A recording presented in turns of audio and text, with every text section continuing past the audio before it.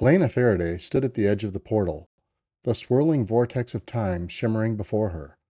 It was a mix of vibrant blues and deep purples, a tangible tunnel through the very fabric of reality. On the other side lay the past, a past she was tasked to alter to save a future teetering on the brink of collapse. Remember, Elena, her mentor, Dr. Magnus, had said, each action in the past creates ripples, not just in events, but in people. Tread carefully and think twice before every step. She took a deep breath, clutching the amulet that acted as her anchor to the present timeline. A quick glance at her wrist device confirmed her destination, June 14th, 1789, Paris. The day before the storming of the Bastille, a pivotal moment in human history. Her mission was to plant the seeds of change subtly, to steer humanity away from its future path of destruction without creating a paradox that could unravel time itself.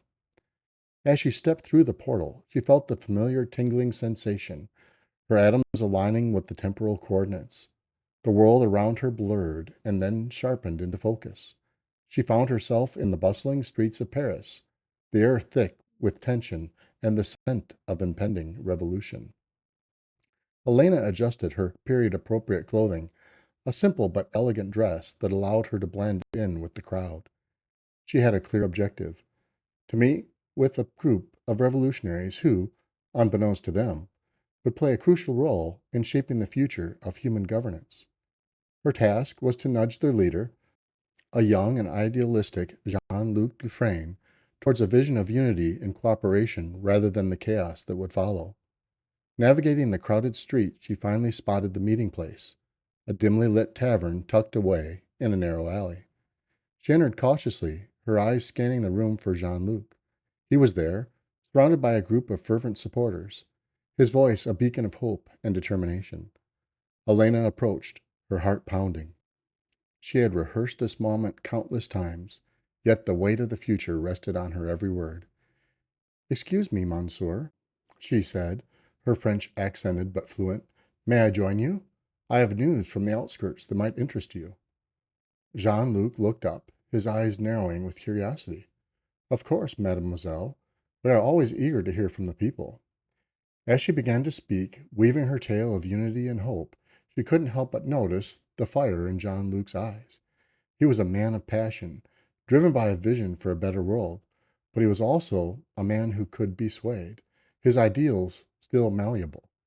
She subtly steered the conversations toward the importance of unity and the dangers of divisiveness, planting the seeds for a future where humanity could stand together rather than fall apart. The next few days were a blur of activity. Elena's words had struck a chord, and Jean-Luc began to incorporate her ideas into his speeches and plans.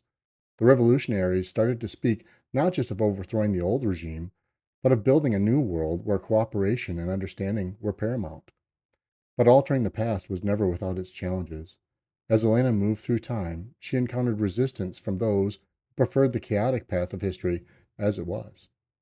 One such antagonist was Henriette Moreau, a fervent revolutionary who believed that only through complete destruction could a new world be built. "You speak of unity, but you seek to control the people's will," Henriette accused, her eyes burning with suspicion. Elena knew she had to tread carefully. "I seek only to guide, to offer a vision of future where we can build rather than destroy. Is that not the spirit of revolution?" Henriette's gaze softened, but only slightly. "Perhaps, but beware, traveler. The path to hell is paved with good intentions." Elena nodded, knowing full well the truth in these words. She continued her mission, always mindful of the delicate balance she was walking. Each day she spent in the past felt like a lifetime, the weight of her actions pressing heavily on her shoulders.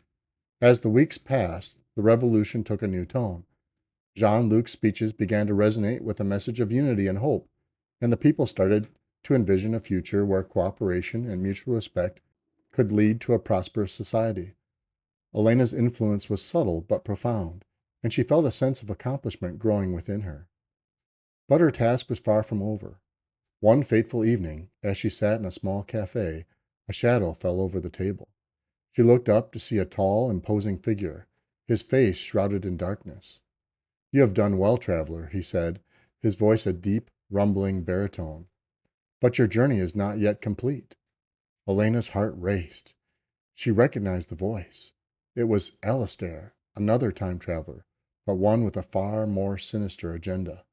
He believed that the only way to ensure humanity's survival was through strict control and authoritarian rule. "What do you want, Alistair?" she asked, her voice steady despite the fear gnawing at her gut. "I want what you want, Elena. A future where humanity thrives. But your methods are naive. You cannot change the future with mere words and ideals. True change requires strength and power." Elena stood, her eyes blazing with determination. "I will not allow you to turn this world into your twisted vision of control.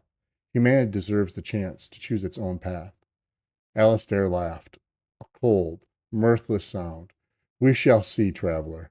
We shall see." The days that followed were a tense game of cat and mouse. Elena worked tirelessly to counter Alistair's influence, all the while knowing that her time in the past was running out. She had to ensure that the seeds she had planted would grow into a future where humanity could flourish. On the eve of her departure, she gathered with Jean-Luc and his closest allies. The revolution was in full swing, but there was a new hope in the air, a sense that this time things might be different. "Thank you, mademoiselle," Jean-Luc said, his eyes filled with gratitude. "Your words have given us new vision, one that will strive to make a reality."